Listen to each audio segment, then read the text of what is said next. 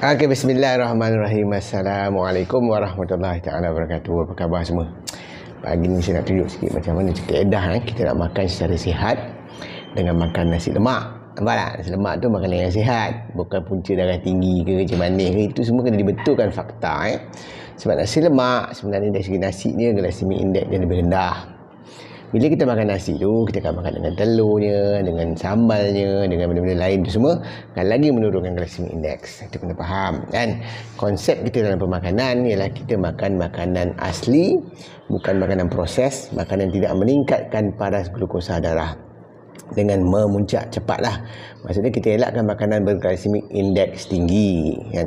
Kalau kita makan roti canai, itu tepung gandum, itu tak bagus kan. So sarapan yang bagus adalah nasi lemak kan. Biasanya kalau kita nak start makan kan, kita boleh start dengan makan buah-buahan dulu. Ni contoh tengok, saya tunjukkan buah-buahannya. Nampak? Ada buah-buahan sini, ada orange sikit, kita makan buah dulu. Kita makan buah.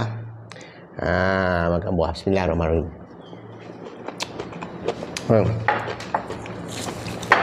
Mulakan makan dengan makan buah. Ada sebab kita mulakan dengan makan buah. Satu ialah kita nak makan khasiat buah. Dalam buah ni ada vitamin, mineral dan sebagainya. Ada serat, ada gula sikit, tak ada masalah. Sebab kita masih perlukan sedikit gula dalam buah-buahan. Tapi serat dalam buah tu akan melambatkan penyerapan gula, menyebabkan glycemic index dia rendah. Jadi gula tu tak memuncak tinggi. Makan buah dulu. Di samping tu, kan? Sedap pula buah ni. Manis.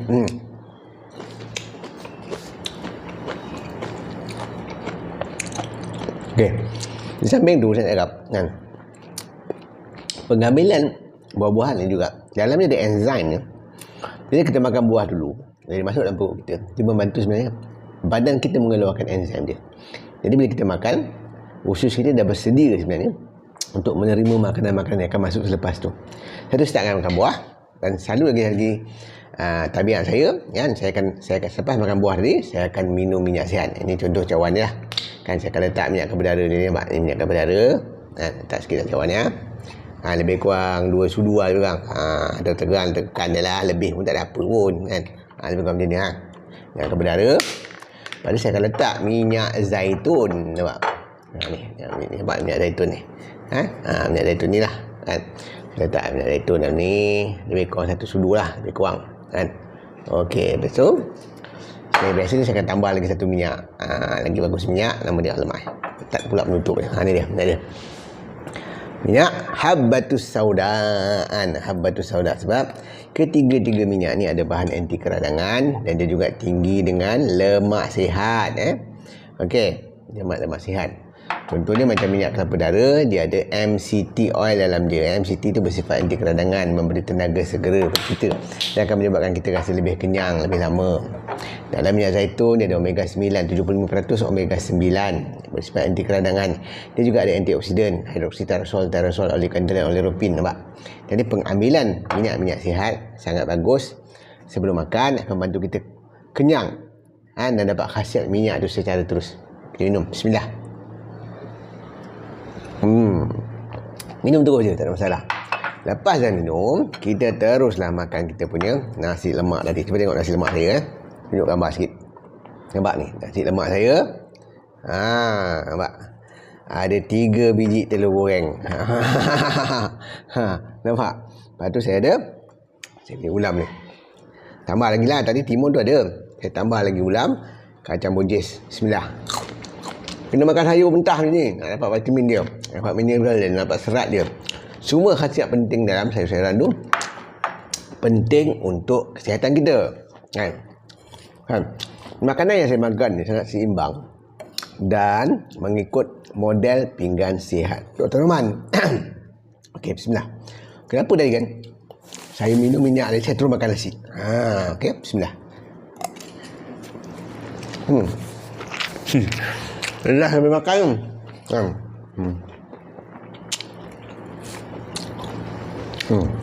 Habis. Okey. Punca dia cakap makan susah. Dia panggil. Sebab bila kita minum minyak, kalau kita minum gitu je, kadang-kadang ada rasa macam sakit. Tekak-tekak rasa pedih sikit sebab minyak zaitun tu. Dan juga kalau lama sekarang kalau kita makan minyak saja tanpa ada makanan lain yang lepas tu, kita rasa sendawa, nanti kita rasa macam nak muntah, rasa tak sedap. Sebab macam pelik sikit lah, bagi orang tak biasa lagi rasa pelik. Saya ni okey kan. Jadi sebab tu saya lepas minum minyak, saya terus makan makanan tadi. Dan lepas dah makan ni semua tadi kan, kita akan minum. Saya akan minum je lah. Saya minum apa ni? Sebab air kopi. Kopi apa tu? Mana? Kopi stevia arabica. Kopi stevia tak ada gula kan. Sebab tu bismillah, minum jap. Okey. Sebab tu dalam pemakanan sihat, benda yang kita kena pertimbangkan sebenarnya adalah kita makan makanan asli yang pertama. Yang kedua, bila kita makan karbohidrat tu kena glycemic index dia rendah dan berserat tinggi. Nampak tak? Yang ketiga, kena mengandungi minyak sihat. Minyak sihat tu penting untuk bantu kesihatan yang baik. Jadi kita jangan anti dengan minyak. Kita jangan kira kalori dalam pemakanan. Kita makan saja sampai kenyang, tak ada masalah. Selagi makanan yang kita makan ni memenuhi konsep anti keradangan dan ada antioksidan, mengandungi lemak yang sihat dengan tujuan untuk menurunkan paras insulin supaya insulin kita tidak memuncak tinggi, dan itu akan mengelakkan masalah insulin resisten, membantu mengawal tekanan darah dan juga mengawal paras glukosa darah. Itu yang lebih utama. Kita jangan blame makanan sebagai macam nasi lemak sebagai punca darah tinggi. Itu salah. Kita jangan blame makan nasi lemak sebagai punca gula tinggi. Itu pun salah. Nampak? Sebab tu konsep glycemic index, konsep resistance starch kena jelas. Faham tak? Dan itulah yang saya ajar dalam kelas saya di UCMI kan, tentang nutritional medicine. Apa sebenarnya konsep yang kita kena faham dalam pemakanan sihat kan?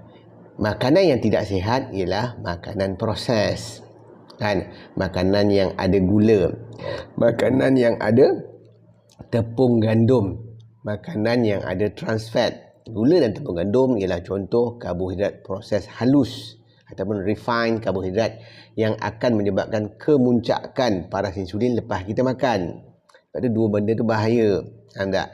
Sebab tu saya suruh elakkan. Dan trans fat ikut kajian memang penyebab masalah keradangan. Trans fat bukan isu di sebenarnya kolesterol. Kita hanya fokus pada kolesterol. Bukan isu kolesterol sebenarnya.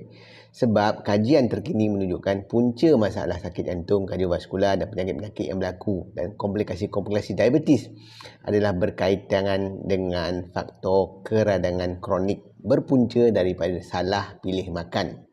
Dalam pemakanan yang kita makan, kita tidak makan makanan yang melawan keradangan, malahan kita makan makanan yang menyebabkan keradangan. Itu punca dia. Dan bila benda tu berlaku secara long term, kita makan lama, itu menyebabkan masalah keradangan kronik yang akan menyebabkan penyakit antara inilah aterosklerosis, iaitu penyempitan saluran darah dan pengerasan saluran darah yang menyebabkan masalah hypertension ataupun darah tinggi.